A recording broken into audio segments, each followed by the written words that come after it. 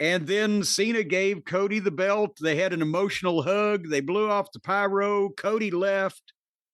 Cena's getting the thank you, Cena. And the music plays, and here comes Brock Lesnar. And Michael Cole went, holy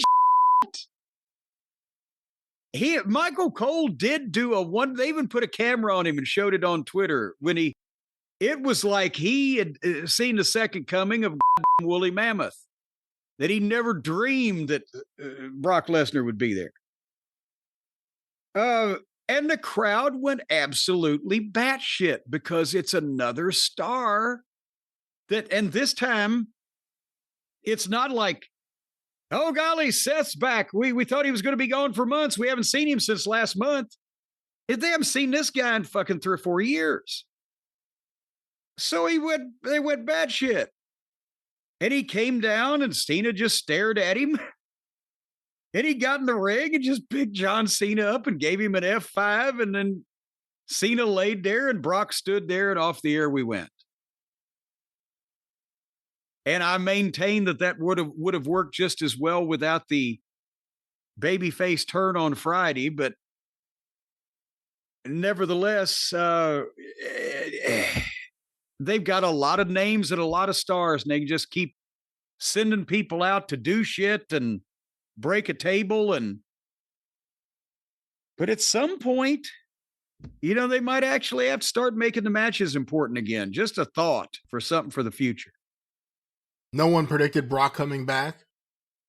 Obviously, with Rollins, there was a segment of the fan base that thought there was a chance he could cash in, or there would be some kind of cash in with Heyman or Braun, something. No one was saying, and I bet Brock Lesnar will be there. So it was a big surprise. Michael Cole may have been surprised. What do you think of Lesnar returning? Some fans have been upset about it because of his inclusion in the Janelle Grant accusations against Vince McMahon. She didn't sue Brock, but she said that Brock requested a bathroom video, and they were gonna meet up, but it didn't happen. So there isn't really, other than the exchange of that video, there's nothing against Brock really. Well, we didn't ever hear he got the video, did we? For sure. I think he did get the video, or he just asked for the video. I think from what I remember, Vince was bragging, according to what was in the complaint, Vince was bragging to everyone, including Brock, about his girlfriend. As part of the negotiations, according to Vince and text messages, Brock was going to have his way with her. And Brock was telling Vince how he was going to just tear things up and whatever he was going to do. There was an exchange of a video, and then they were supposed to meet up one night in Connecticut, I think, and Brock got too drunk. So it never happened. No. Hold on now. I heard that he didn't make the trip. There was some type of weather fucking postponement or something. Is a story that I remember. I thought it was that he got too drunk. I didn't remember here. I don't know if Brock gets drunk. Unless he's drunk on that unpasteurized cow milk. I'm sure he can get drunk. But no, I'm not. I'm sure he can. I don't know whether he, but point being, first of all, let's say this. They just had the chief content officer, Triple H, standing in the White House next to the most reprehensible, repugnant, slimiest human being on the face of the planet. That's a 34-time convicted felon and a adjudicated sexual abuser, and everybody knows what all of his many faults are. So they don't care. Number one, they don't. And number two, not that I'm a fan of Brock Lesnar as a person.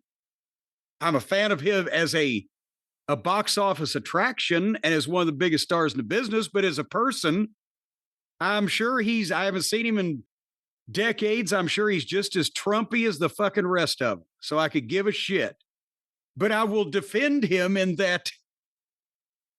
No, he's not been accused of doing anything wrong in terms of illegality besides humoring his fucking weirdo boss and asking for a piss tape.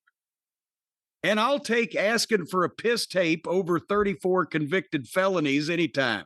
So Brock Lesnar is not nearly even on the radar list of the reprehensible people that they deal with in the TKO WWE, UFC fucking whole environment there. Well, it's not about them Everybody just needs to get off that. It's not about them bringing him back. It's about the reaction, pushback. Again, I was surprised how many people on social media, and it is just social media, were seemingly very upset about him being brought back while the Janelle Grant lawsuit was still ongoing. Well, yeah, and it's going to be ongoing for years of what the fuck does. That's the thing. In my estimation, Brock was humoring his weirdo fucking boss, because we haven't heard any texts from Brock. We haven't said, you don't hear from Brock. As I said, Brock would rather be on his fucking farm in Saskatoon or wherever with Sable and his cows and pigs and horses or whatever. You don't hear about Brock jetting off to Monaco and going to Epstein's Island and spending nights partying in Las Vegas and being out with Conor McGregor. He's a goddamn throwback to the caveman. He lives in the woods. So I'm sure, yes, with Vince, you heard Vince's texts. We heard all of those descriptions. I'm sure Vince is there. Oh, yeah, Brock, she'll do anything. Well, ever send me a piss tape. He's humoring the old fart. Laurinaitis, I can buy as being enough of a toady and a sycophant and a stooge that he'll jump in with both feet in Vince's various proclivities. But I'm trying to imagine Brock being on the scene when Vince's 80-year-old tallywhacker would come out. I ain't getting that fucking picture. No, it wasn't that. It was that Vince was trafficking her. Well, no, tried to Brock. That's the accusation.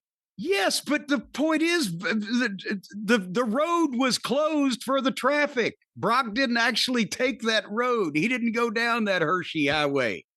Vince, rightfully enough, is accused of trying to traffic her. But Brock Lesnar didn't hop on board the tramp train there. So he didn't do anything. And they've said he didn't do anything.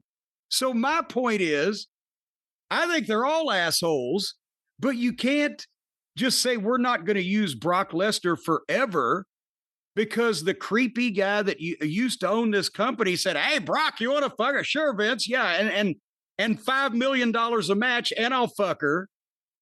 But I want the $5 million a match more. If it wasn't like that was going to make a significant difference in Brock's, whether he was going to re-up his contract or not, it was Vince's fucking kinks that made more. It was more important to Vince than it was to Brock, for fuck's sake. I don't. Now, if Sable had suddenly reported that Brock was making multiple trips to the New York metropolitan area for no apparent good reason, then we'd have reason to believe something was going on. But no, hey, listen, I'm sorry. If Sable came out and said he was making regular trips to the barn, we may have reason to be concerned.